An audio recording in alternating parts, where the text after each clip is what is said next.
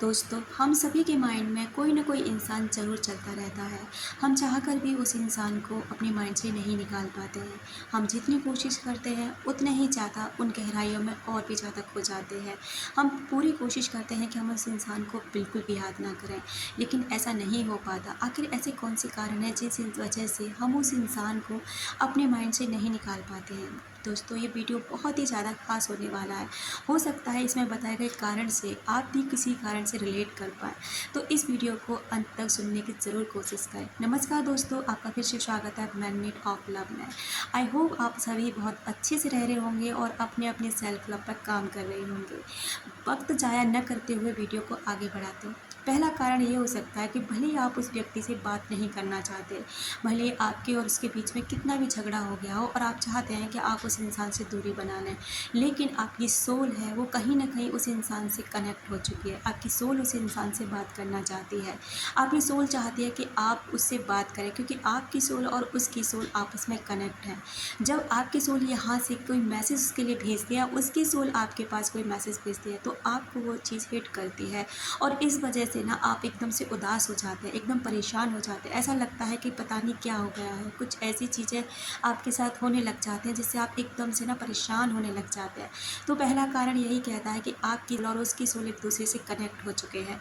इस वजह से ना आप उस इंसान को अपने माइंड से नहीं निकालते हैं। दूसरी बात ये है दोस्तों कि आप बिल्कुल भी ऐसा ना सोचें हैं कि आप उस व्यक्ति से इस रिश्ते में आप ही अकेले हैं और वो व्यक्ति पर कोई फ़र्क नहीं पड़ता। ऐसा हो ही नहीं सकता। अगर आपकी आत्मा किसी इंसान के लिए परेशान है, आप कॉन्शियसली या सबकॉन्शियसली दूसरे इंसान को बहुत ज़्यादा मिस कर रहे हैं या फिर आप उसके लिए कोई मैसेज भेज रहे हैं, तो उस इंसान को भी एनर्जी ज़रूर मिलती है और वो भी उस समय पर वही चीज़ फ़ील करने लग जाता है जो आप फ़ील करते हैं।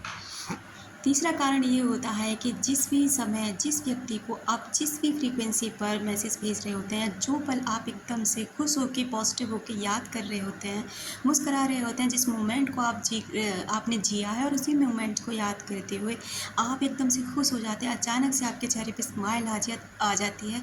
अचानक से कोई ऐसा मोमेंट्स आपके सामने आने लग जाता है जो आपने उसके साथ जिया है, तो यकीन कीजिए कि वो व्यक्ति भी उसी लेवल पर उसी समय उस चीज़ को याद कर रहा है। देखिए, अगर आपको अब तक ऐसा लगता है कि ऐसा नहीं होता कि वो व्यक्ति आपको याद नहीं करता, तो आप यहाँ गलत हैं। आप इस बात पर पूरी तरह विश्वास कर सकते हैं कि अगर किसी इंसान को आप अपने अंदर से नहीं निकाल पा रहे हैं, तो वो इंसान भी आपको अपने अंदर से नहीं निकाल पाता, क्योंकि हम सभी ना एक एनर्जी लेवल पर जुड़े हुए हैं। कहीं ना कहीं किसी न किसी तरीके से सब एक दूसरे से कनेक्ट रहते हैं।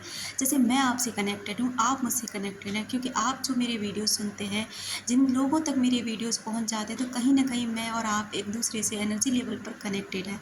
इसलिए आप मुझे सुन पाते हैं और मुझे आपका फीडबैक मिल पाता है। तो इसी तरह ना हर इंसान से किसी न किसी एनर्जी लेवल पर जुड़ा होता है। चौथा कारण ये हो सकता है कि जैसे हम आपस में एक दूसरे से झगड़े कर लेते हैं और उस समय हमें एक दूसरे की कमी पता नहीं चलती, एक दूसरे की वैल्यू पता नहीं चलती है, एक दूसरे के बारे में हम पता नहीं लगा पाते कि ये हमारे लिए कितना वैल्यूबल है।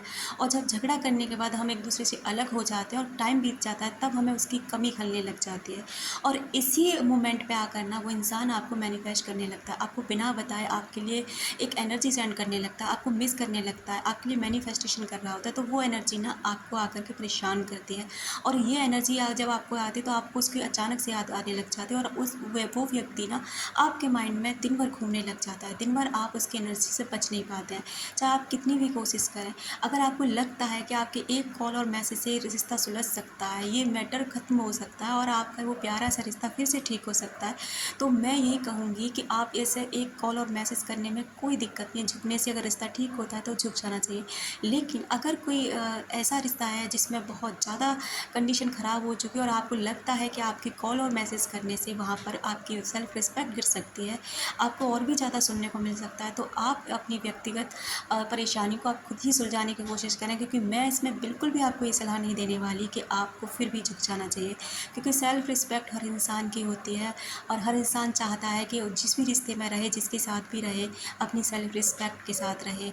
तो दोस्तों, अब तो ये सोच के ना आपको खुश हो जाना चाहिए कि जिस व्यक्ति को आप याद याद करते हैं, जो व्यक्ति आपके माइंड में हर समय घूमता है, तो उस व्यक्ति के माइंड में भी आप हर समय घूमते हैं और आप वो व्यक्ति भी आपको याद करता है। क्योंकि इस दुनिया में कोई भी इंसान ऐसा नहीं जो नहीं चाहता कि जिस व्यक्ति को वो याद कर रहे होते हैं तो वो व्यक्ति भी उसको याद ना करे। अगर ऐसा फील होता है कि वो व्यक्ति भी हमें मिस कर रहा है तो खुश हो जाने की बहुत ज़्यादा अच्छी बात है। तो दोस्तों, उम्मीद करती हूँ कि इस वीडियो से आप रिलेट कर पाए होंगे और आपकी कोई भी ऐसी इससे जुड़ी समस्या रही होगी, कोई भी ऐसा सवाल रहा होगा जो आपको लगता है कि ये ऐसा मेरे साथ क्यों होता है, तो आप समझ गए होंगे।